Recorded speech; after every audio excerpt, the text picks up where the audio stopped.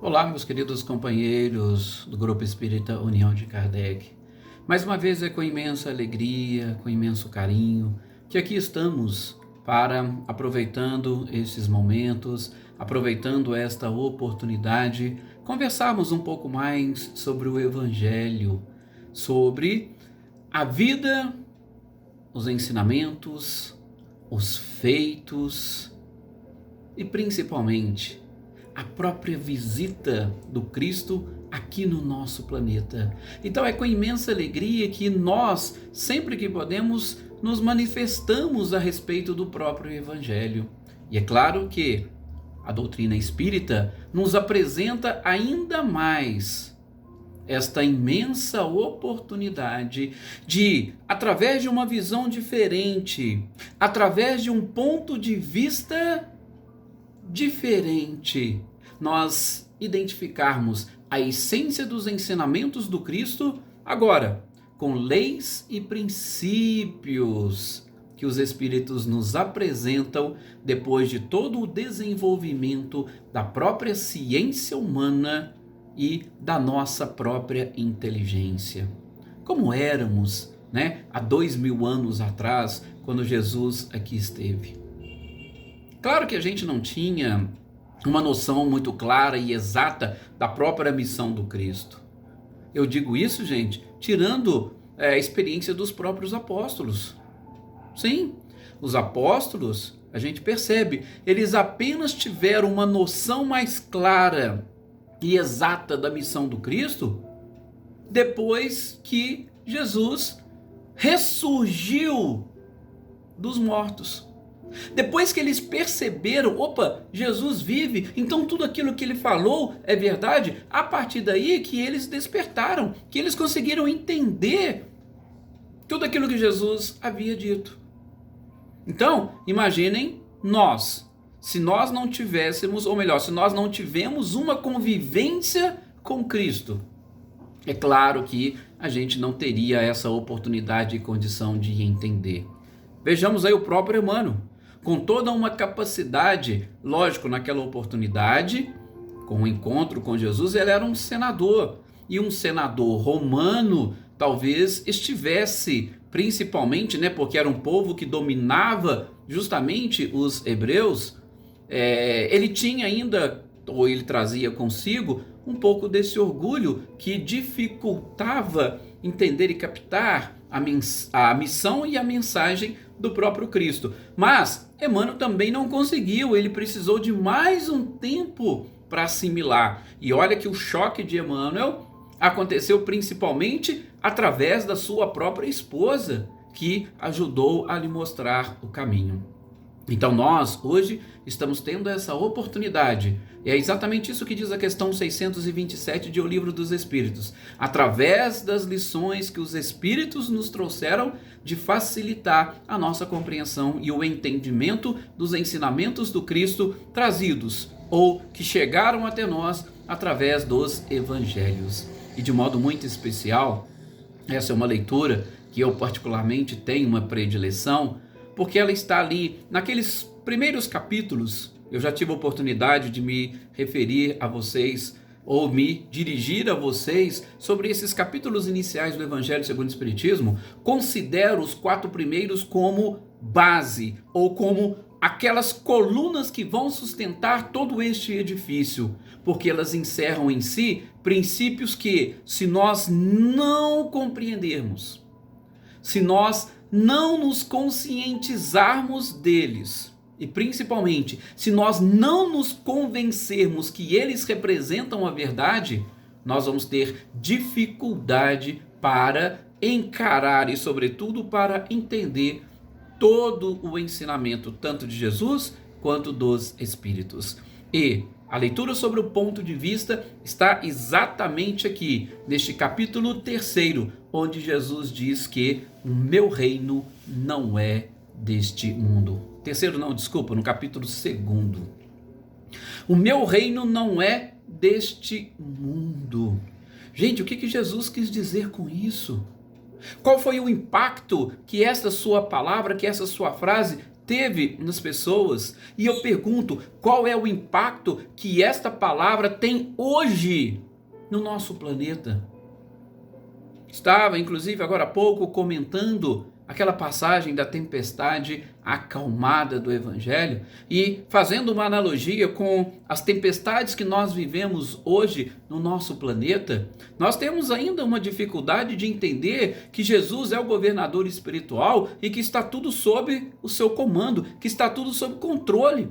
Nós reclamamos das situações, nós reclamamos da pandemia, nós reclamamos de tantas coisas que, se nós pudéssemos, nós pediríamos o impeachment de Jesus. Vamos tirar Jesus do cargo, porque ele não está gerenciando bem esse planeta, ele não está controlando, ele não está comandando bem as ações deste planeta. Então, vamos pedir o seu impeachment, que hoje é muito comum, né? Ah, não funcionou, não serve para mim, então a gente tira. E não é bem assim, não é tão simples. E imagina quando a gente fala de alguém que é o governador por uma autoridade moral, ou seja, está muito acima da nossa própria capacidade. Mas, exatamente para mostrar para vocês que quando Jesus diz que o reino dele não é desse mundo, nós precisamos ampliar a nossa capacidade de interpretar os seus ensinamentos e identificar aonde se encontra verdadeiramente este reino.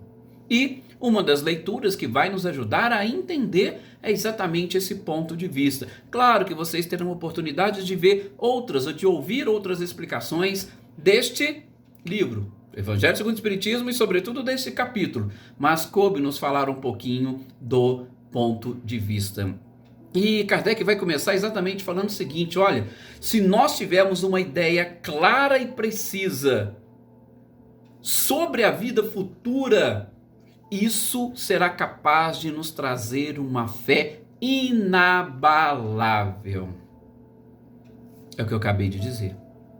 Se eu analisar apenas e tão somente a vida material, eu vou encontrar tantas injustiças, eu vou encontrar tantas falhas, vou inclusive julgar Deus dizendo que ele não é Deus e que suas leis não são perfeitas. Ao passo que, palavras de Kardec, se eu conseguir ter essa noção da continuidade da vida e que eu sou um espírito imortal, se eu me convencer disso, eu gosto muito de usar essa expressão, convencimento. Se eu me convencer disto, eu vou ter uma capacidade de desenvolver uma fé inabalável. Então, o primeiro ponto de vista que eu preciso ter para entender e compreender todas as coisas à minha volta é exatamente esta certeza da continuidade da vida. Por quê? Porque eu vou enxergar tudo o que está acontecendo aqui, tendo uma visão pretérita, uma consequência daquilo que aconteceu no pretérito, e também uma necessidade para que eu melhore o futuro.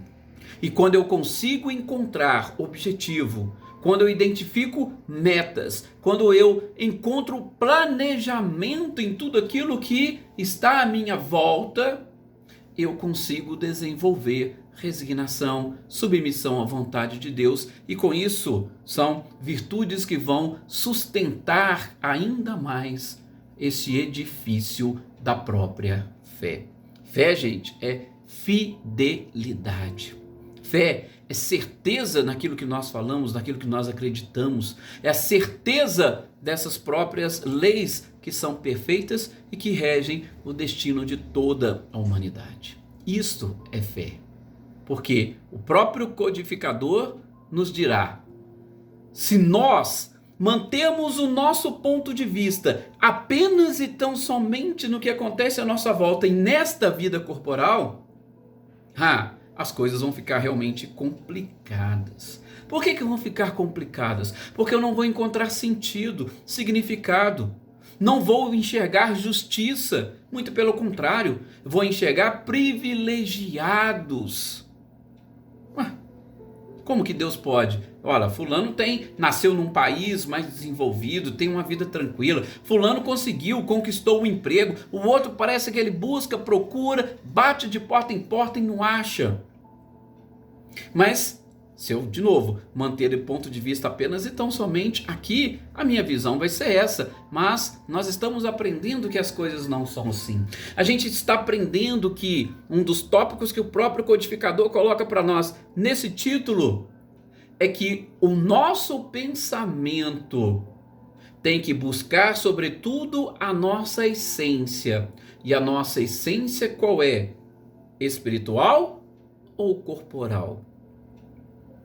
Você é um espírito que hoje possui um corpo, ou você é um corpo que eventualmente tem espírito? Não, nós somos essencialmente espíritos, porque fomos criados à imagem e semelhança de Deus. E Jesus deixou muito claro para a samaritana: Deus é espírito, e em espírito e verdade deve ser adorado. E quando a gente fala em espírito, nós estamos falando em algo imperecível. Nós estamos falando em algo que permanece mesmo com a morte do corpo, sobrevive, porque o corpo é exclusivamente material. E esta matéria, tá? Assim como todos os produtos, eu gosto sempre de citar, todos os produtos eles possuem um prazo de validade.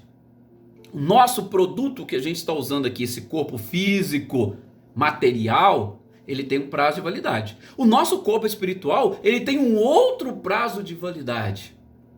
Agora, a essência que é o espírito, quando foi criado, acabou.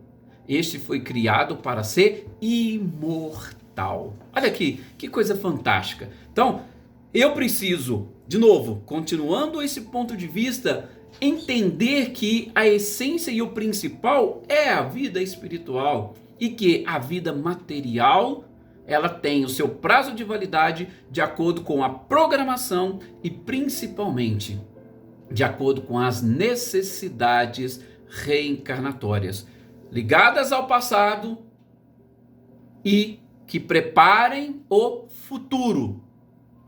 E quando eu começo ou quando eu passo a ter esta noção ou a ver por este ponto de vista, eu vou ter a certeza, de novo, mais uma vez o fortalecimento da fé.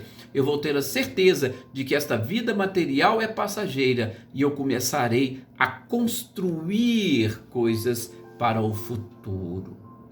E a morte? O que ela vai representar para nós quando eu desenvolvo essa ideia?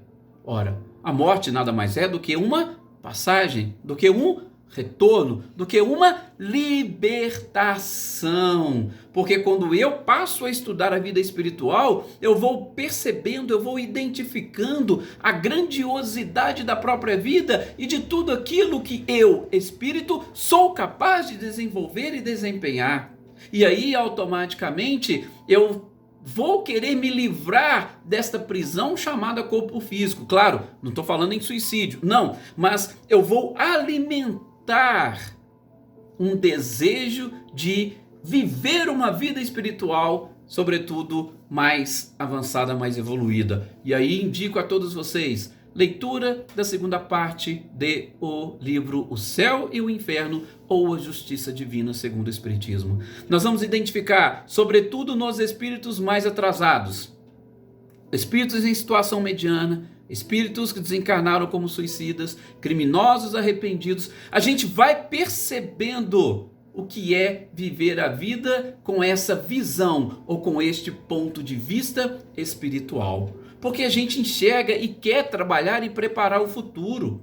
A gente deixa aquela visão, como o próprio codificador usa como analogia, a gente deixa aquela visão de criança. Gente, o que a criança pensa hoje? Ela pensa em brincar. Ela não está preocupada com responsabilidades. Ela quer viver o seu momento. Mas por quê? Porque ela ainda não tem aquela noção do futuro. Então, ela não vai conseguir preparar ou trabalhar para o seu futuro. Não, deixa lá para frente, eu resolvo. Agora eu quero curtir o momento. E muitas das vezes os espíritos que não têm esse ponto de vista vão falar a mesma coisa. Não, eu quero curtir a vida enquanto eu estou aqui. Depois quando eu morrer, aí eu penso, aí eu resolvo. Mas espera aí, aqui é uma fase preparatória. Agora vocês imaginem a criança que, por exemplo, não quer saber de estudar, nem na sua fase da infância, nem na juventude, na adolescência, juventude. Fala, não, isso tudo não serve para nada, deixa quando eu ficar adulto eu resolvo isso. E o que vai acontecer com ela no futuro? Quais serão as suas chances e as suas oportunidades, por exemplo, de ter um bom emprego? Serão reduzidíssimas. Por quê? Mais uma vez, porque no seu ponto de vista, ela estava apenas e tão somente focada ali no seu presente, nos seus brinquedos, nos benefícios que ela estava recebendo naquela oportunidade. Então, o ponto de vista, ele deve ser sempre diferente, ele deve ir além, e é o que o codificador procura nos mostrar. Veja, Jesus disse, o meu reino não é deste mundo. Mas é exatamente neste mundo que ele começa a ser construído. E se ele começa a ser construído, que eu possa trabalhar e aprender com todas as situações e todas as oportunidades. Por exemplo, até mesmo as frustrações. Quando eu aprendo a trabalhar com as frustrações, com as decepções, tendo esta visão do futuro, ponto de vista da vida futura, eu vou automaticamente desenvolvendo essa tranquilidade de que essas decepções, essas desilusões, elas são apenas e tão somente para o meu fortalecimento. É como o remédio amargo que nós tomamos para recuperar a saúde. É isso que o codificador coloca para nós neste tópico. E é o tópico que eu digo a vocês, muda completamente a nossa forma de enxergar todos os ensinamentos do Cristo. Absolutamente todos, gente. Sim. Ora, imaginem só, eu estou aqui, eu vou passear num país, vou férias, vou ficar uns 10, 15 dias fora num outro país. Gente, eu vou para lá, eu vou passear sabendo que eu vou voltar para cá. Então, sabendo que eu tenho que voltar, quando eu vou lá, o que eu vou fazer? Eu vou aproveitar o máximo possível para que, quando eu retornar, eu não sofrer com esse retorno, mas aquela experiência me deixar muito mais feliz, me deixar muito mais evoluído, aprender com aquela oportunidade, com aquela visita, com aquelas experiências novas, com o encontro com pessoas novas, com uma cultura diferente. Aquilo precisa me enriquecer para quando eu voltar para cá, eu voltar muito mais avançado, muito mais evoluído, muito mais preparado para todas as situações. Então, nós estamos aqui no planeta como visitantes, saímos do plano espiritual e estamos aqui visitando. Só que como tem muita gente, né, que vai visitar um país, se deixar ele esquece do país antigo, opa, eu quero morar aqui, quero mudar para cá, mas mais cedo ou mais tarde ele vai ter que retornar, por quê? Porque o seu visto não é permanente, é um visto de turista. E aí as coisas podem realmente complicar se ela não regularizar a sua situação. E a gente sabe, sobretudo do ponto de vista corporal e espiritual, ninguém fica para a semente. Não tem como nós driblarmos aquilo que nós chamamos de morte. Eu não vou ficar até a fase adulta e principalmente a terceira idade com os meus brinquedos que eu tinha quando eu estava como criança. Não vai ter jeito. Eu vou ter que alterar. Ah, mas aquele brinquedo pode te ajudar e muito, não tenha dúvida disso. Mas você não vai continuar com ele, só com a experiência que ele lhe trouxe. A experiência que ele lhe trouxe principalmente junto com os seus outros colegas, com os seus outros companheiros, que você conseguiu aprender desses relacionamentos. Claro, todas, absolutamente todas as encarnações, elas são solidárias. Se existe uma solidariedade entre estas encarnações, todas elas são importantes para visualizarmos numa vida futura algo também importante, interessante e, sobretudo, mais feliz.